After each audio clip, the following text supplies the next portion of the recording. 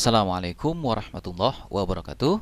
Selamat datang peserta semuanya dalam les online praktek mengurai kitab kuning. Di mana praktek mengurai kitab kuning ini sangatlah bermanfaat untuk mengasah kemampuan nahwu, kemudian shorof, selanjutnya menambah mufradat, dan yang terakhir dan itu sangat bermanfaat sekali adalah mengasah dan menajamkan dzuk, di mana ini semua adalah modal untuk bisa nantinya membaca kitab kuning yang gundul, yang tanpa harokat. Inilah tahapannya, yaitu kita mampu dulu mengurai kitab kuning yang masih gondrong, yang belum digunduli ya. Baik, langsung saja kita mulai dari al-miyahu. Kenapa ini dibaca al-miyahu? Nah, itu kita mesti tahu alasannya. Di sini terdapat dua alasan. Satu alasan shorof, dua alasan nahwu.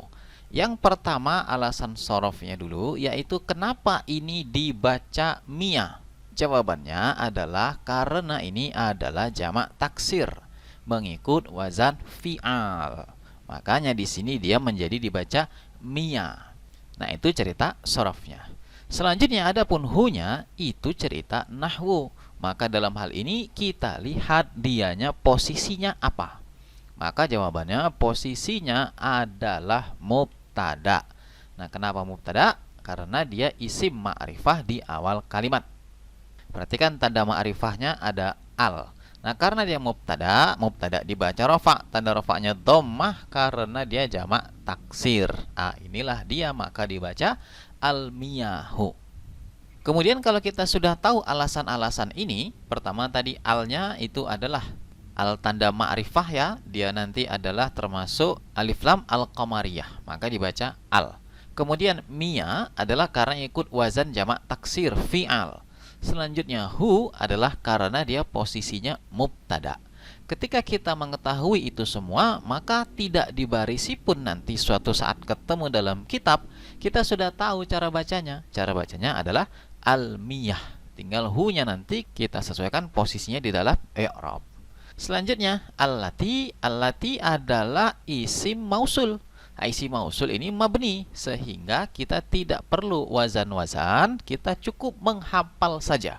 Menghafal isim mausul, ada alladzi, termasuk juga ada allati dan sebagainya isim mausul yang lain. Selanjutnya posisi allati di sini isim mausul adalah menjadi na'at.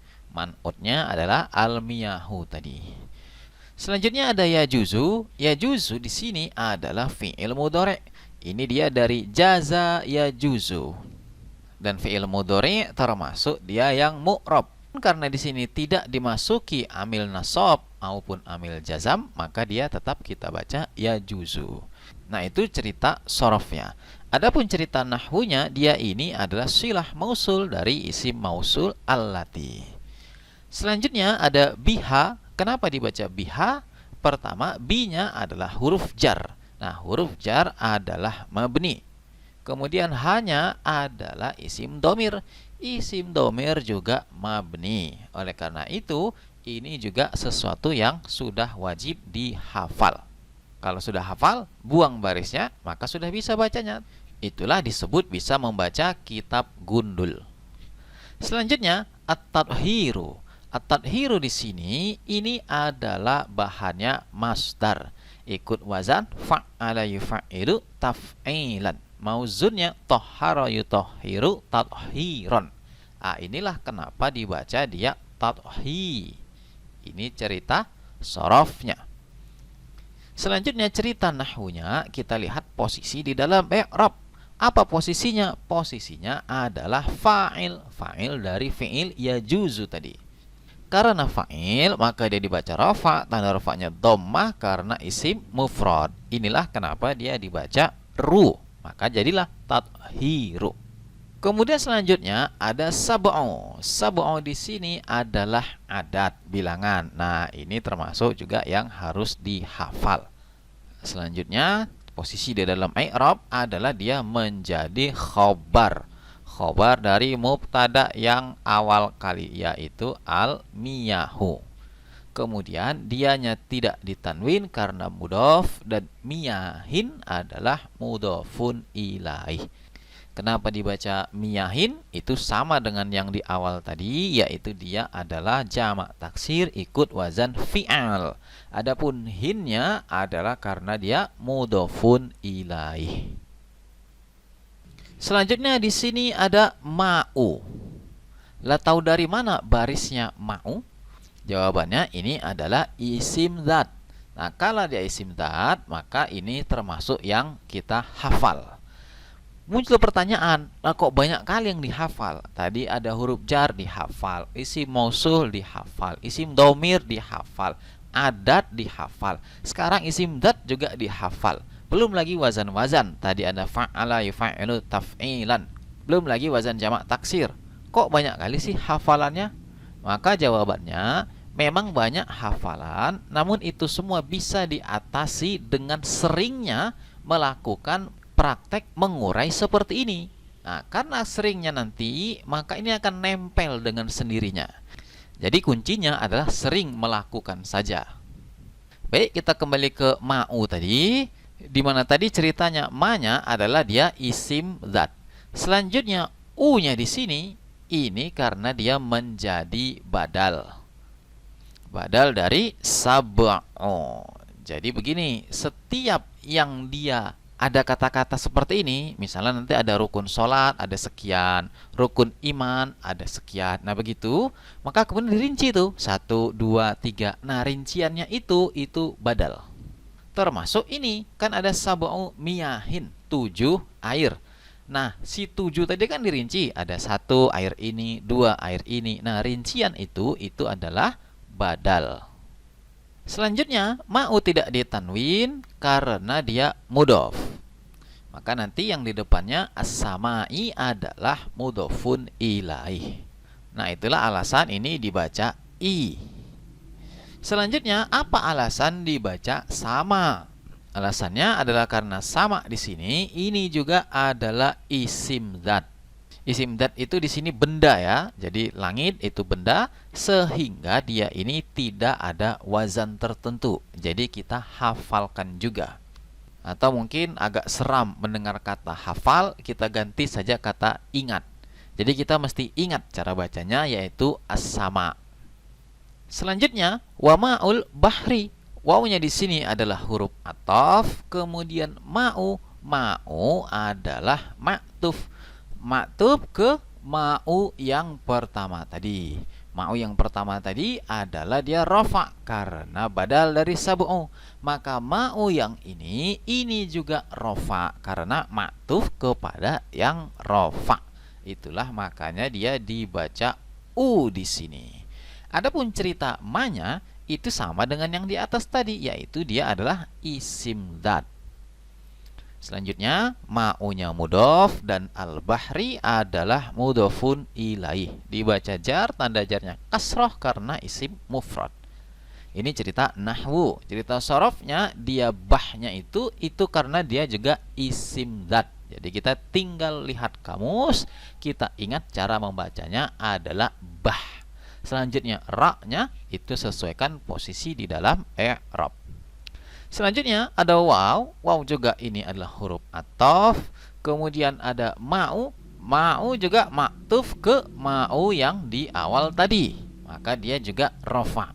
Kemudian sama dengan ma'u sebelumnya, yaitu dia adalah isim dzat. Kemudian ma'u mudhof dan an-nahri adalah mudhofun ilaih. Dibaca jar, tanda jarnya kasroh karena isim mufrad. Selanjutnya an-nahri sini juga adalah isim dzat. Kemudian wa ma'ul bi'ri ini juga sama, wawnya adalah huruf ataf. Kemudian ma'u adalah maktub ke ma'u yang pertama lagi.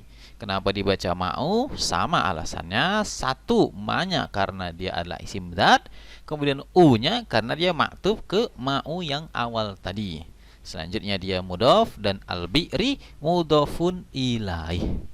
Dibaca jar, tanda jarnya kasroh karena isim mufrad. Selanjutnya kenapa dibaca bi? Ini juga adalah isim dzat. Dan kemudian sebenarnya semuanya lanjutannya adalah sama, yaitu wawnya huruf athof, kemudian ma'unya isim dat, dianya mudhof, dan al-aini adalah isim dat lagi.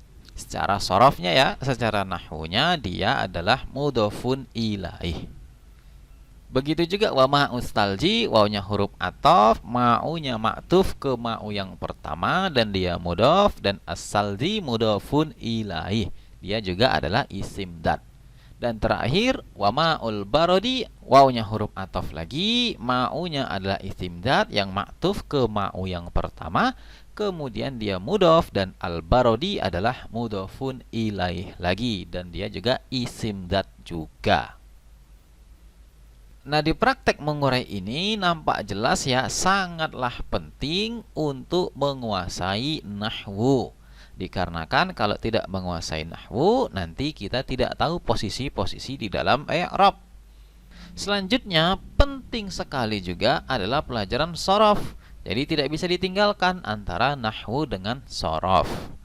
Kemudian juga tak kalah penting adalah penguasaan mufrodat.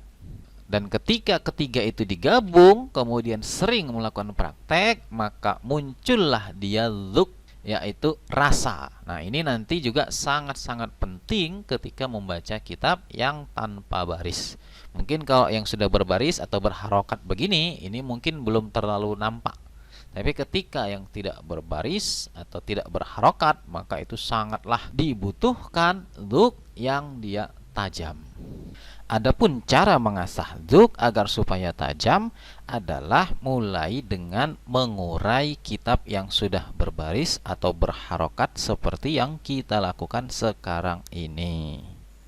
Nah, baik, adapun tugas untuk peserta semua adalah melakukan hal seperti ini, tapi ditulis saja, bukan dengan video seperti saya ini. Jadi ditulis di situ sorobnya dan kedudukan i'rabnya.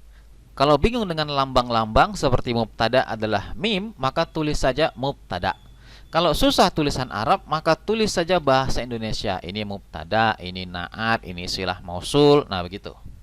Selanjutnya, mana tugasnya? Tugasnya ini. Ini yang pertama. Silakan ini di screenshot, atau bagi yang membukanya di komputer atau laptop, silakan nanti diketik print screen.